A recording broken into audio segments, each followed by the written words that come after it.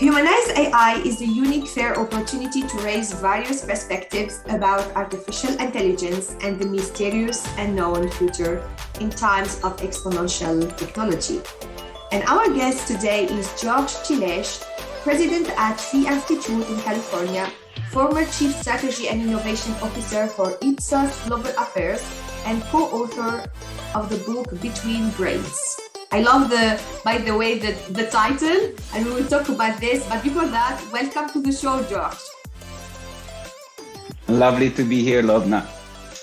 Thank you for being with us today. So during this conversation, we will share different stages to talk about technology, AI, social media trends, artificial intelligence, the future, from your perspective and experience as well. But before that, let's start by the first stage, experience and journey. So we are curious to know more about your background and your professional journey in the space of AI and technology. I know that you work for more than 1 decade, large more. So let us know more about the project and your experience in this space. Yeah, unfortunately, I'm pretty old, so that's been closer to 25 years now.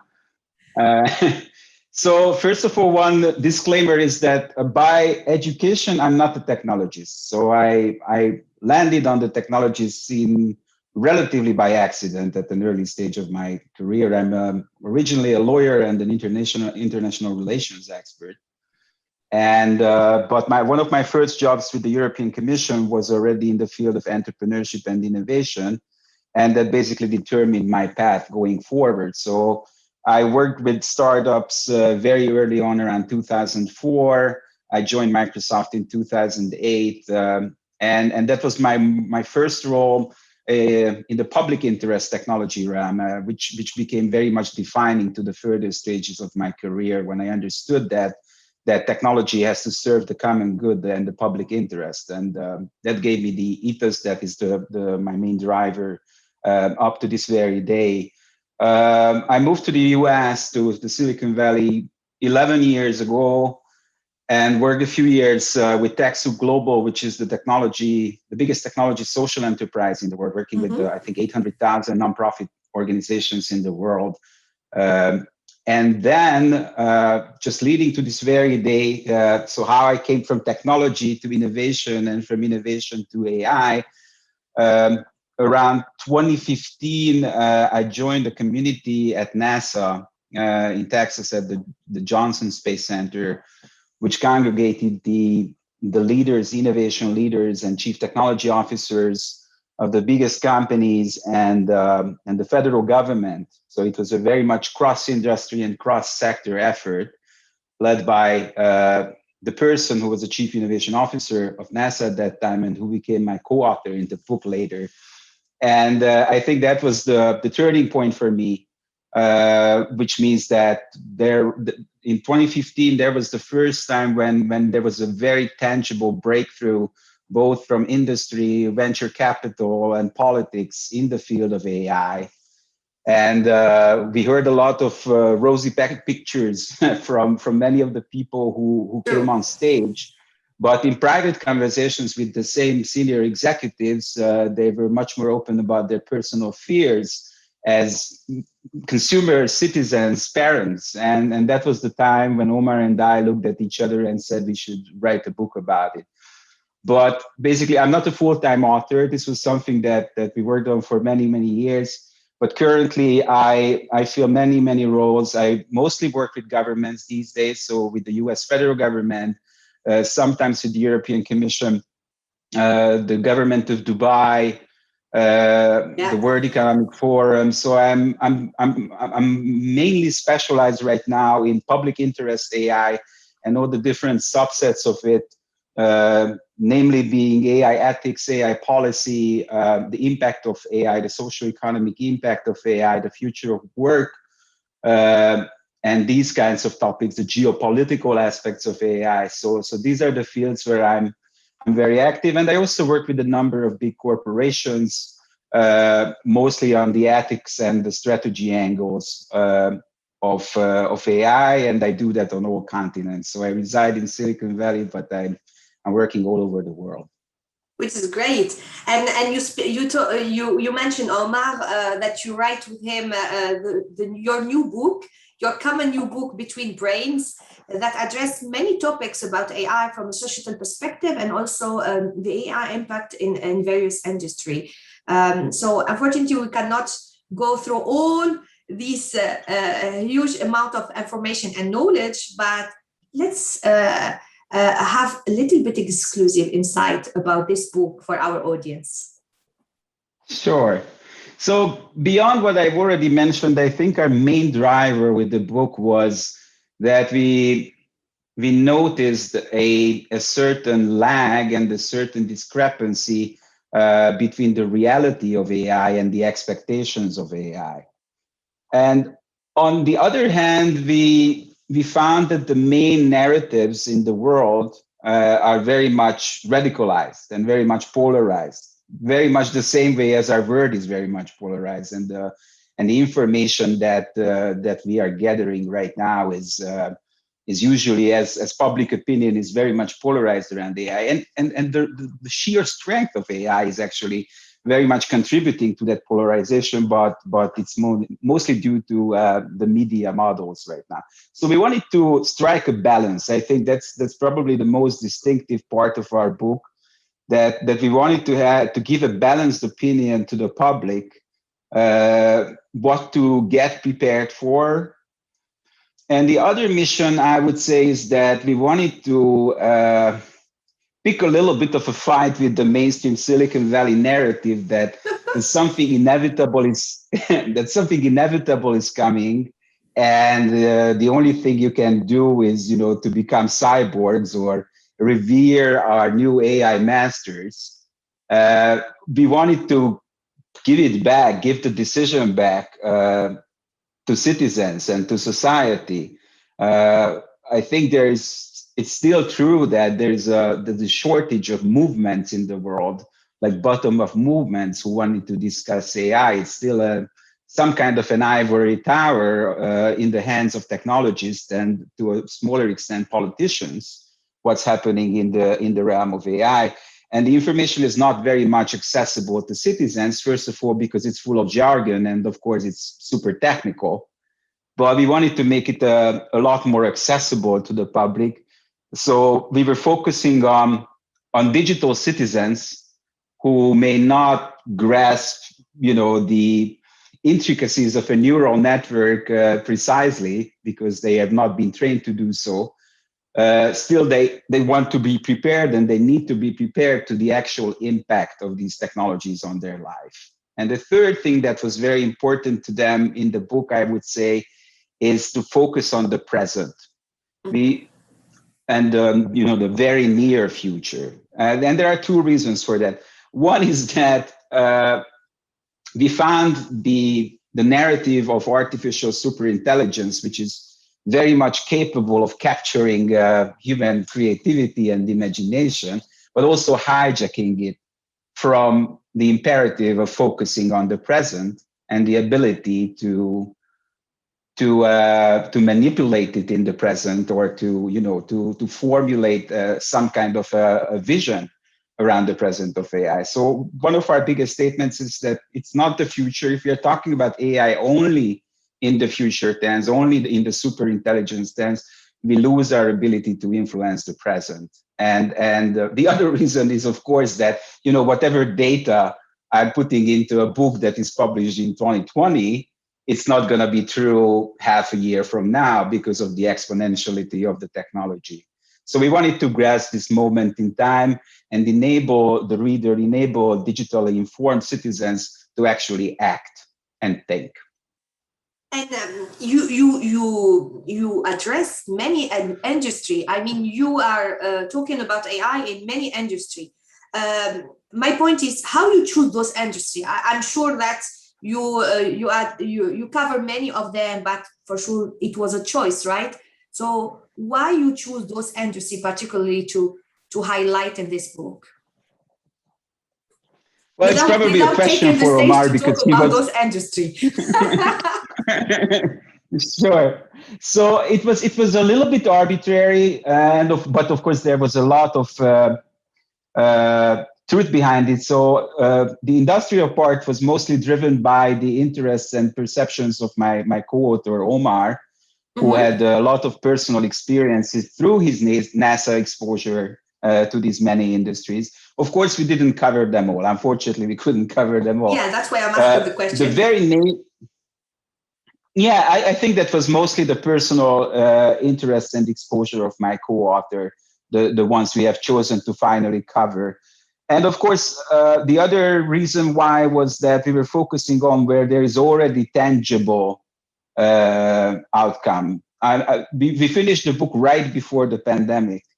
And of course, the healthcare aspects of AI are ones that have been much more prominent during the pandemic. So we were focusing on some of the industries where we thought that we should not necessarily talk in the future tense, but in the present tense, where there is already a significant impact. Of course, there could always be more, and based on the essentially transversal nature of AI, this is something that will be probably a lot longer list in the second edition of the book. Yeah. BetweenBrains answered many. Yeah. So Sorry, can we stop for a moment because? Yeah, sure.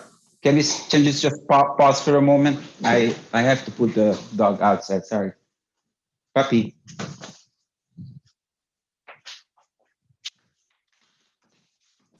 Sorry.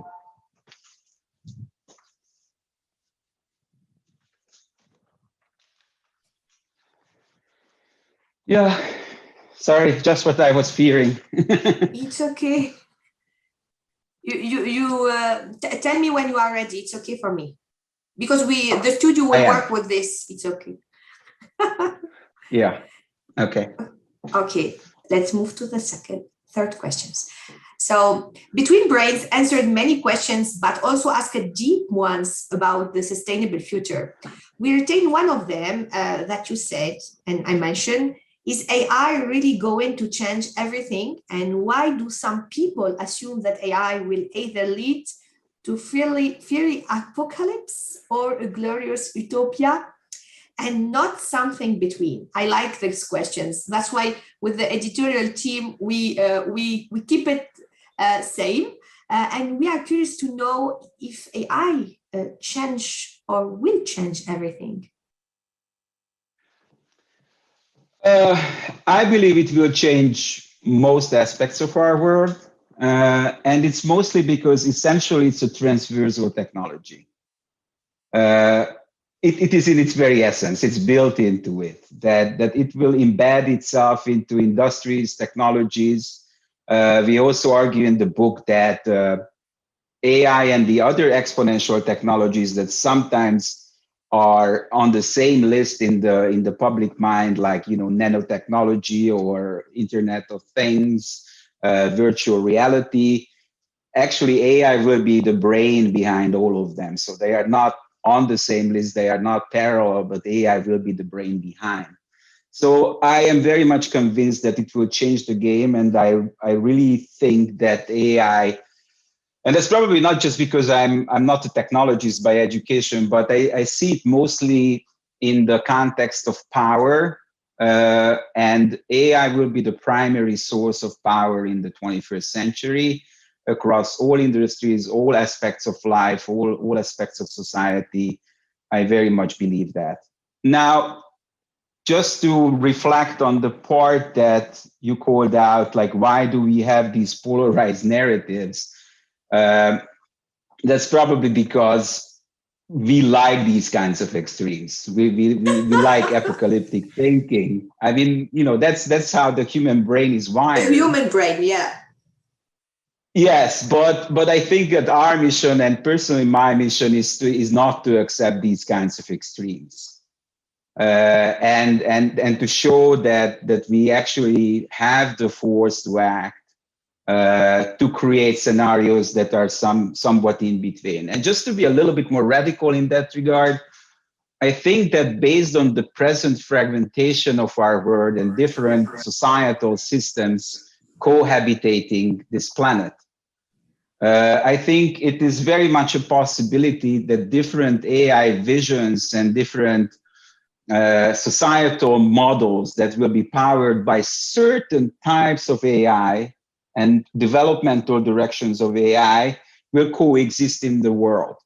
So it's very much a possibility that, there will be extremely negative dystopic applications of AI, and certain societies, especially certain authoritarian societies, will adopt a version of AI that will create mass surveillance and dwindling personal freedom and a superb concentration of power that has never been possible before in human history.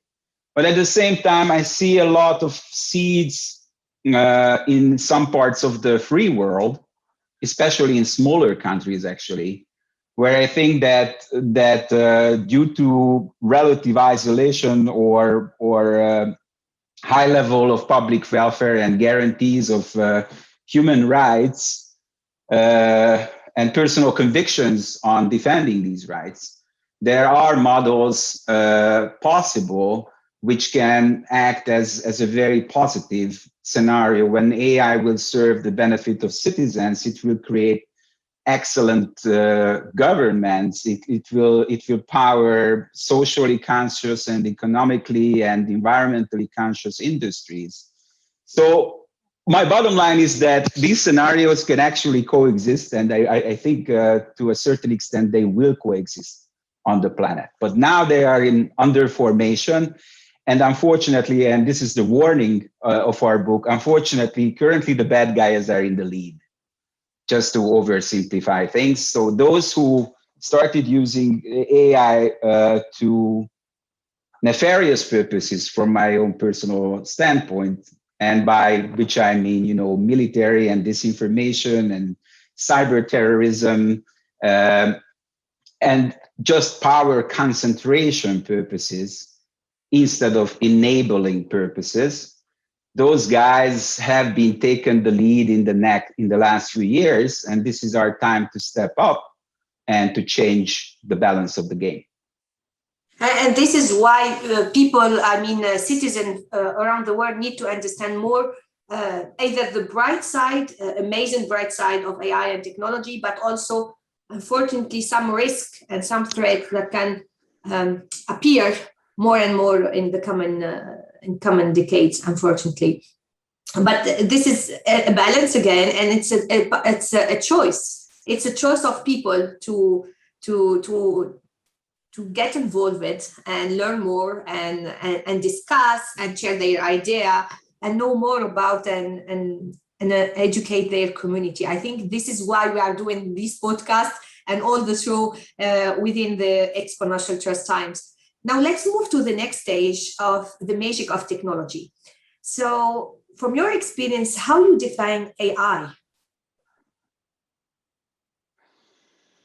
Oh, I have so many definitions. And actually, one of the leading thoughts while I was writing the book, or while we were writing the book, was that we do not necessarily want to force one definition on the reader. I think we could produce a lot more value by understanding the different definitions of different people, and I mean that both geographically and geopolitically, or by industry, because we are in a Tower of Babel type of a situation regarding these definitions, and without understanding what certain people, certain leaders see into it, we will never really get to a globally acceptable vision. So that's one of the biggest barriers. For example, like, you see a lot of articles and papers in the world that AI ethics, the subsegment of AI ethics, is very much dictated by the global north right now, and the way the global north is being composed, and the problems that the global north is defining for the rest of the world. And I think that's very much dangerous as a path. But I'm not trying to shake off your question. I will I will certainly give you a definition of myself. So my definition sounds like artificial intelligence is the journey of creating machines that think and learn. That's my definition. And let me explain why. So one of the crucial problems of AI development is that I think most of the audience will know that artificial intelligence was born in the 50s. So actually we have 60 years of history behind us. This is not something new that was not created by Silicon Valley venture capitalists. It was born in labs, by theoretical mathematicians in the 50s. So what I'm trying to say is that those people the early AI scientists, who, by the way, for a long time were the pariahs of the computer science field and now became superstars in the last 5 years, but let me not digress. They defined this ultimate goal of AI being able to emulate, replicate human intelligence in a machine environment. And here are the dangers of that. First of all, a lot depends on what verb are we actually using, like emulation, replication, full simulation.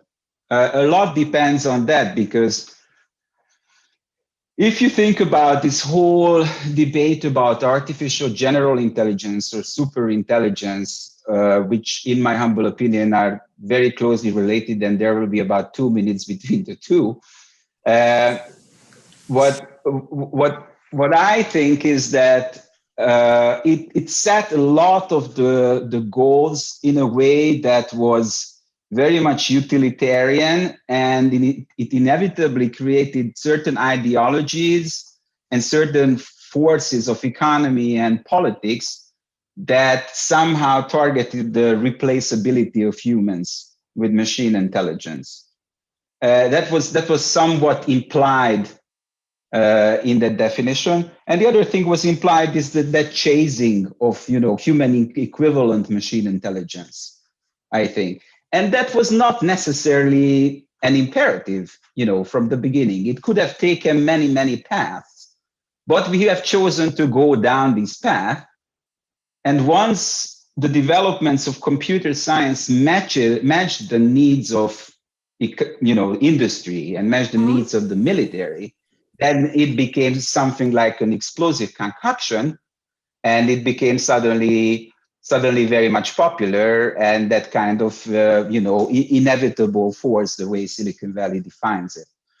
So this is the problem of definitions. This is the one of my pet peeves, is that the way you define directions, you are confining yourself onto a certain path, either willingly or accidentally. And I think that just to go back to your previous question, I think we have a vision deficit in the world regarding AI. When I was talking about, the bad guys leading, or the bad guys having a certain advantage right now, what I meant was that, in my humble experience, is that somebody who has the clearest plan, a more defined vision, will win in the end. And currently, the free word, again in parentheses, is not having a very succinct vision that is a match for an authoritarian scenario with AI. I think that's the biggest shortage, is that we are in catch-up mode. The democratic community of the world is very much in a catch-up mode right now. And our best efforts are going towards, codes of ethics, what some people take seriously, but the owners of AI development take a little bit less seriously, I would say. So we need to come to a vision conclusion, and we have to involve the citizens in building that actual vision, because that's the other problem, this ivory tower vision is that we need, the children, we need society to actually envision that kind of future that would be driven by AI. That currently is a very hazy picture, and the best we can do in the realms of AI policy is try to put, regulation to stop something that has immense power. But regulation does not necessarily mean vision, or does not necessarily convert to vision. It's more like a stopper. So this is where my problems lie. Sorry, that was a long answer to a very simple question. But it's great to hear more about your thought about this definition that you share.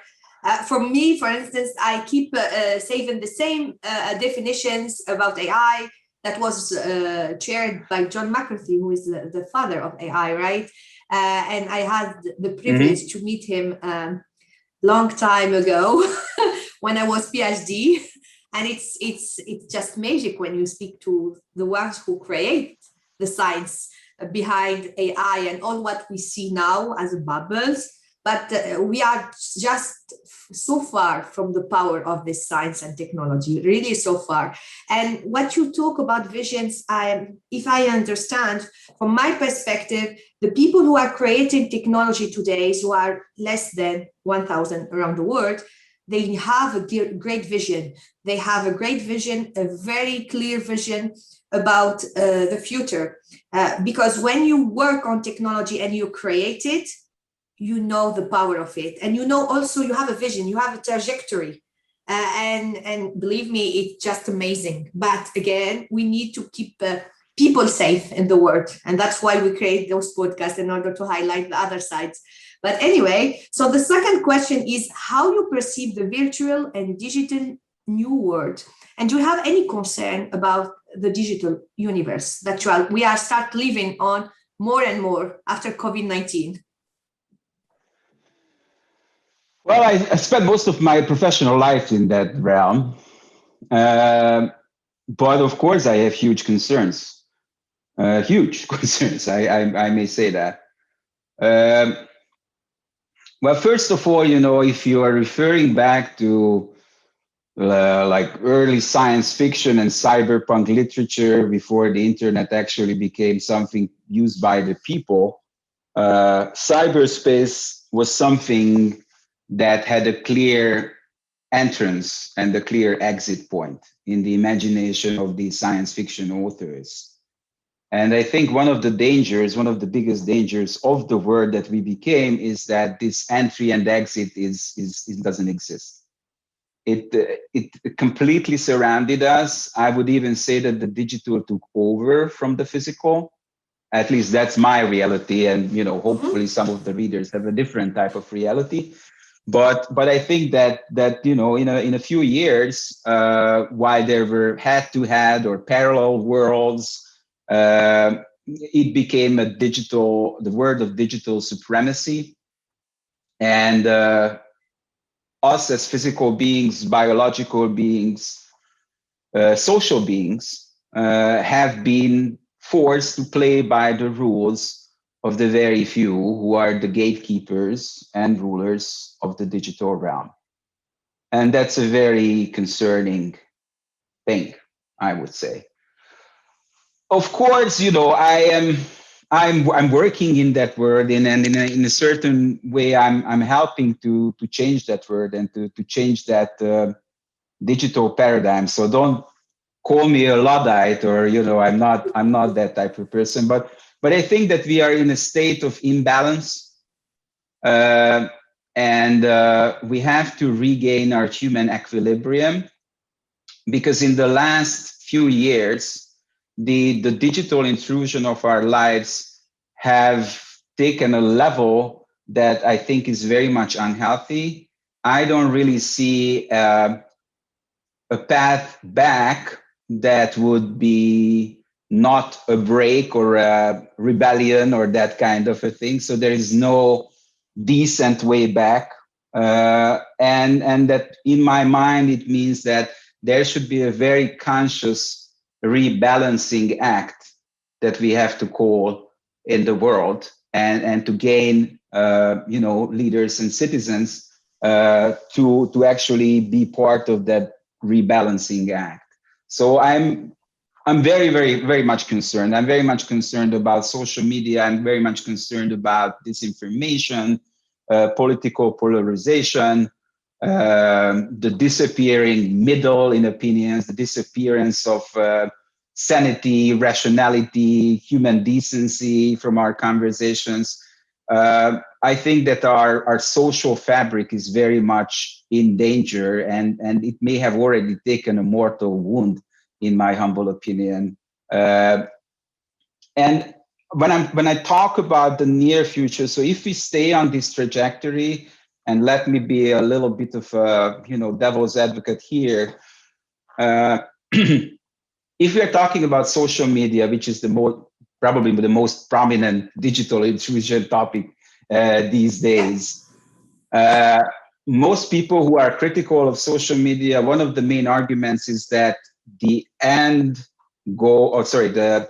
worst possible outcome for social media is that we are becoming fragmented politically, and there will be, two camps fighting each other, and that will be an Armageddon type of a setting, which to a large extent is true. But I think that the biggest danger is not that. And I'm actually mentioning this at this book, and probably there are not that many people talking about that aspect. But I think that the micro-targeting aspects of social media right now, and I'm talking advertisement model behind social media, is capable with AI, is capable of creating solipsistic universes for everybody. So you can create, if your only window to the world is through your social media feed, you stand a chance of losing the ability of sharing the realities of people around you, because your feed is very much personalized. I think there are lots of dangers of personalized feeds combined with the algorithmic push to stand divided. So if you're losing your ability to connect, if you're losing your ability to have shared facts and shared realities with others, and that goes beyond, disinformation and plain disinformation efforts, it's actually about the capability of having shared realities with the other person. There can be a situation when, you have a 30%, if I can quantify, 30% opinion difference with someone on social media, but because of your differences, you may easily end up in a situation that you hate that person as much as you would do with somebody who's diametrically opposed to your opinions. Anyway, so I digressed a lot, but I think there are mortal dangers in the way the current models behind social media work. And you highlighted one of the concern is if they share reality, is it really a true reality? My question is much more about this. Is it a true reality? Is it not? If it's a perception of a reality, how it's close from the reality? And my questions, it's much more about this, because that's why we name the channel Exponential Trust Times, because we are looking to create this trust. And it's really hard in these times of exponential technology to find the trust and to create the trust and to maintain the trust, because it's much more about, like, everyone is saying something, and it doesn't mean, but because you have 1,000 or 1 million followers or whatever, that you are saying something true. That you're right? Or something that it's 100% close to the reality, right? So my point is, and this is where we are, I think, struggling, and hopefully we redesign the thing very quick, because otherwise we will lose the unfortunately the step. But anyway, so the other question is much more about trends. We know, and we start talking about the news and trends and social media. So do you have any technology or tech news that retain your attention these last weeks and months that you want to share with us? Too many. Hard to choose. Hard to choose. I'm having, let's say, a lot of my attention on the evolving technological partnership efforts between the US and the EU.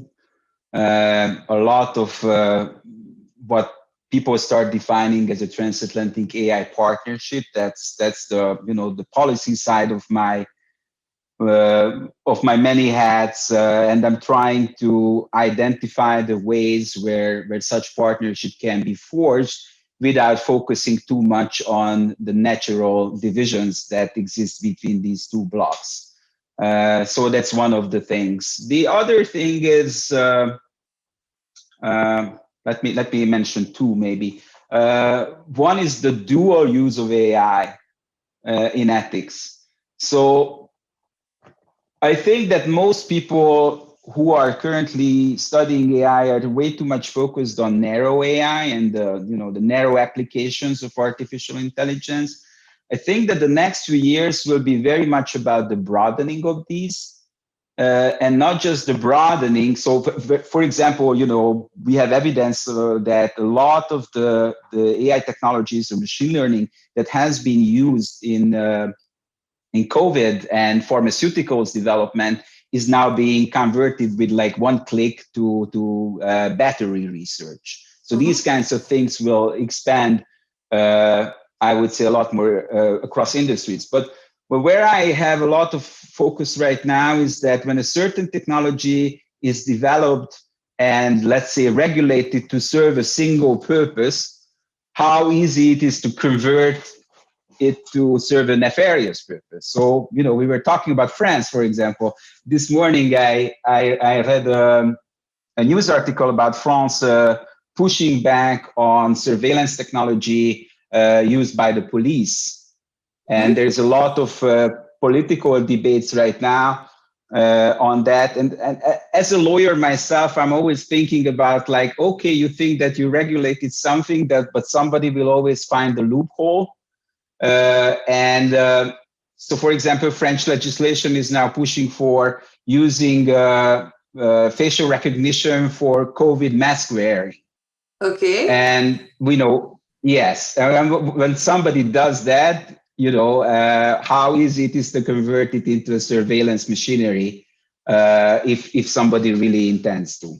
Actually, the other thing that I saw in Dubai a few weeks ago was that they have a massive, capability to surveil their citizens in pursuit of citizen happiness. So their transport authority and their police is using, I think, 150,000 cameras and very much developed facial recognition technologies.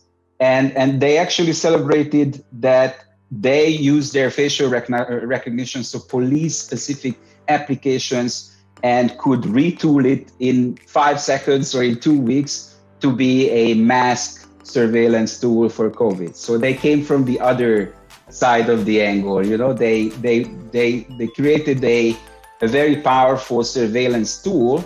Yeah. But fortunately for COVID, they retooled it. So that's dual use as a realm that I'm watching a lot these days.